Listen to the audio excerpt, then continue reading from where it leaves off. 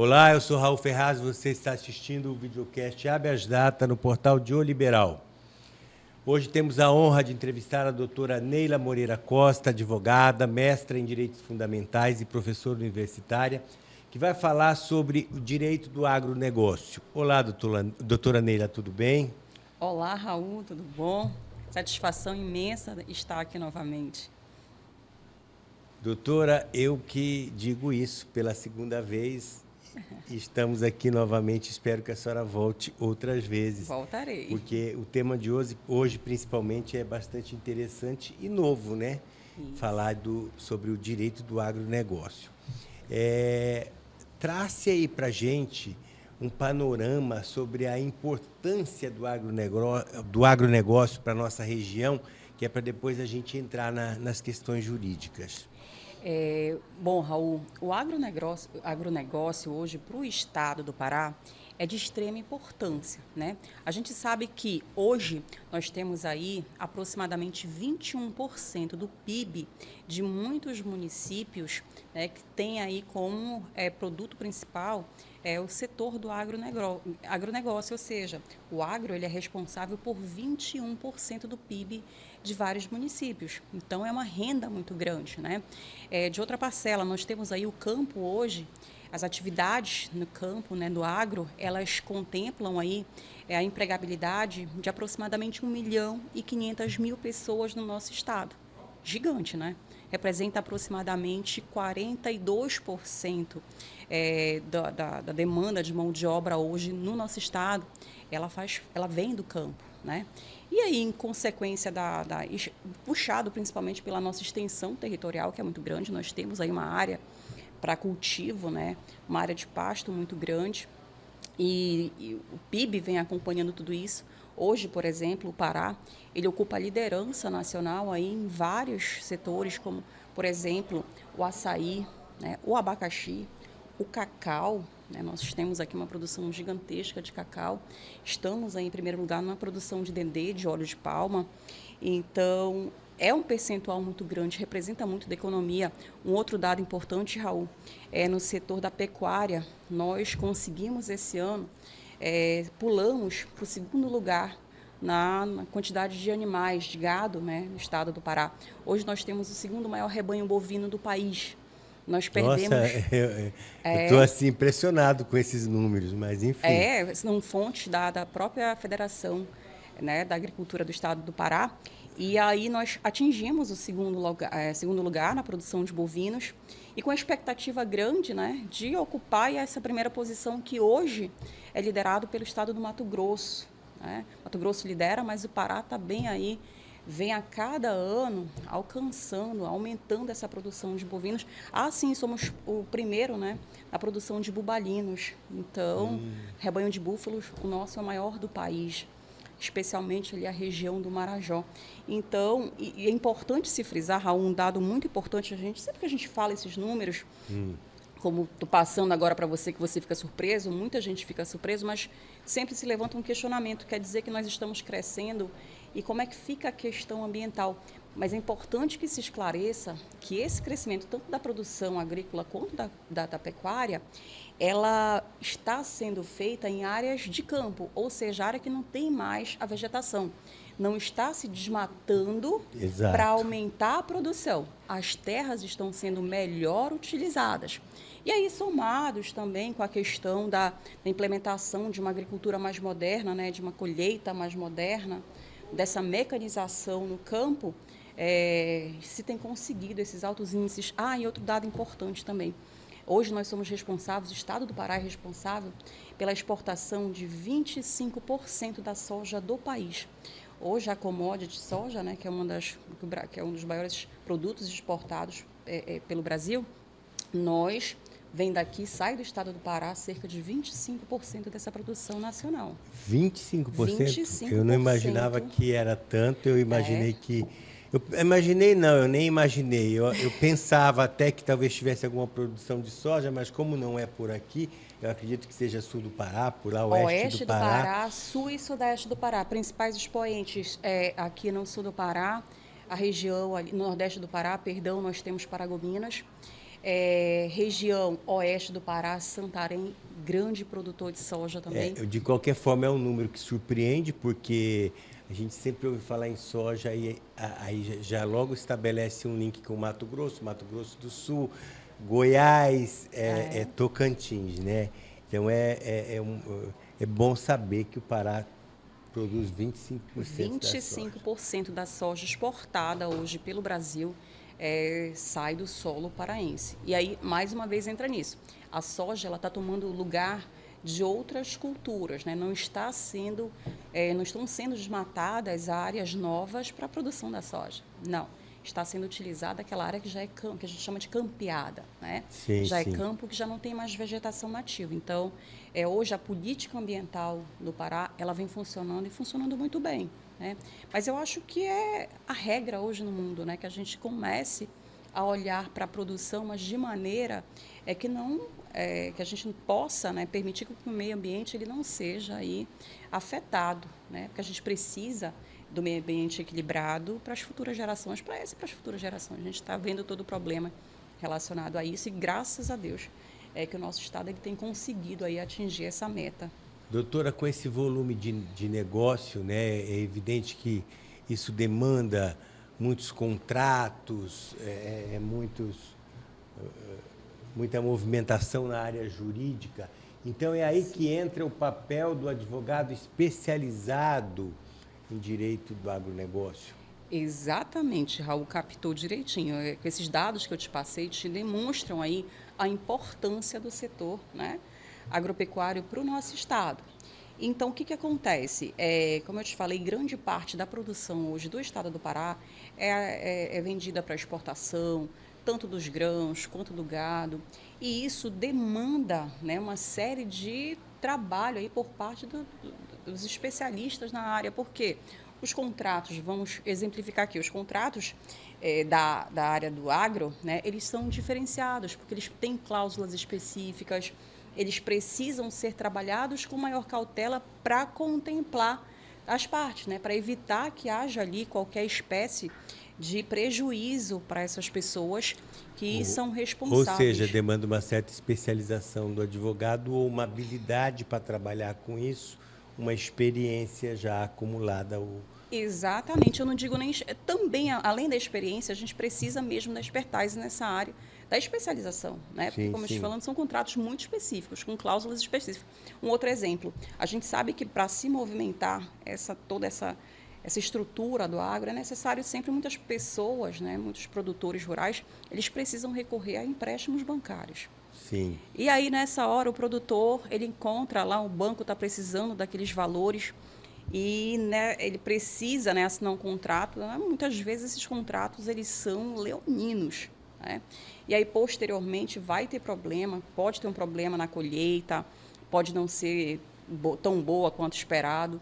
E aí ele vai precisar, ele não vai conseguir pagar aquelas parcelas. Então, para evitar que ele perca a propriedade, ele tem toda uma série de cuidados que ele deve adotar ainda no cumprimento do contrato. Não esperar inadimplir para procurar, para buscar ajuda especializada. Daí a necessidade de uma assistência jurídica especializada. Exatamente.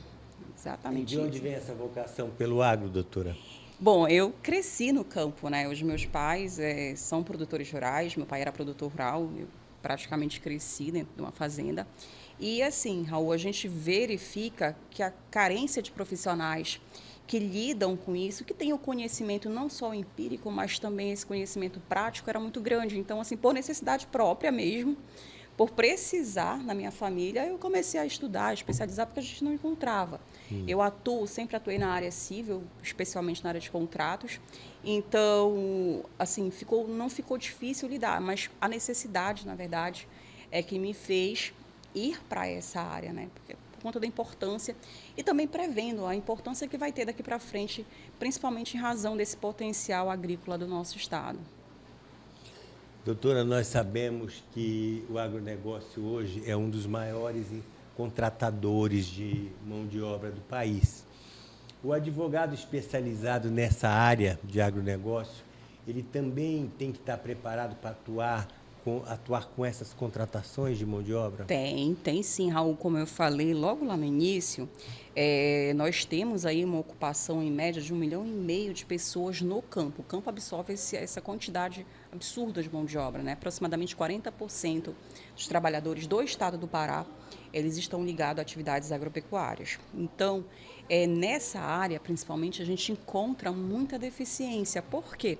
O produtor ele não tem o costume, né, de muitos, claro que salvo raras exceções, mas assim, grande parte dos produtores eles ainda desconhecem as regras trabalhistas, elas devem existir tanto para o trabalhador rural como para o urbano, né?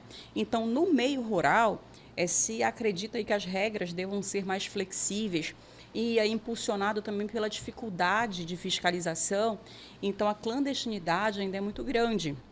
Então, o advogado ele tem esse papel de alertar o produtor rural, né, do perigo que é essa contratação feita fora dos moldes necessários, as regras trabalhistas voltadas aí para o empregado do campo, né? Então, o advogado especialista nessa área de agroambiental, ele deve estar preparado também para sanar esse problema, né? O problema trabalhista é sempre um grande gargalo em qualquer atividade. Sim.